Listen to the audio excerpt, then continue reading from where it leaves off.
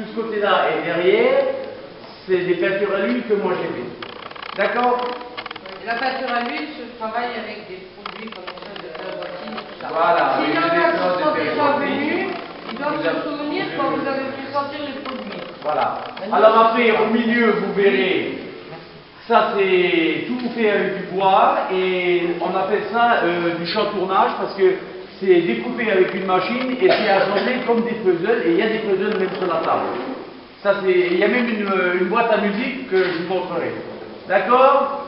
Alors on va commencer par les acryliques, on fera le tour, on regarde les acryliques et après on ira voir les huiles, d'accord? Voilà, parler.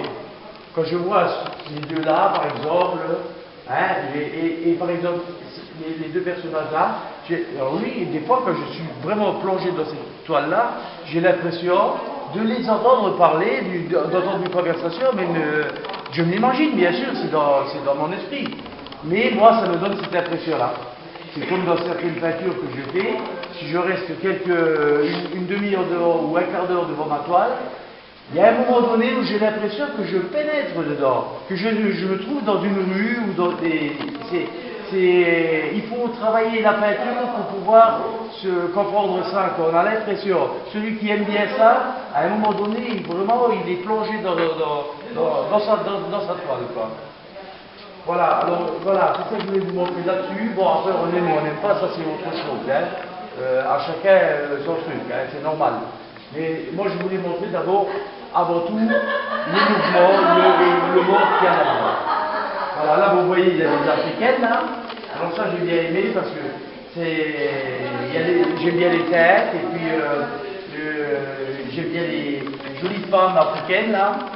Et puis elles transportent toujours de l'eau, les femmes, hein, parce que là-bas c'est quand même un pays pauvre en eau, ils ne laissent pas les robinets ouverts comme chez nous ici. Hein. On a des plans et on découpe suivant le plan et après on assemble. Et puis il faut aussi coller avec de la colle à bois pour qu'il y ait plus de résistance et de maintien. Là c'est un oiseau que j'ai fait, il y a 46 pieds dessus, ça s'appelle un caloa. Ça vit encore à l'heure actuelle en Malaisie, en Chine, et ça fait 1,30 m de haut sur 1,80 m d'envergure, quand les ailes sont écartées. C'est un oiseau en voie de disparition qui pèse à peu près dans les 3 kg. Voilà, mais c'est en voie de disparition. Là j'ai fait, comme vous pouvez le voir, là j'ai fait un tyrannosaure. Voilà, oui. Hein? Là vous avez une fourmi, là vous en avez une autre des fourmis, moi celle-là je l'ai fait en noir. Hein? Là vous avez un scorpion, hein, que j'ai fait.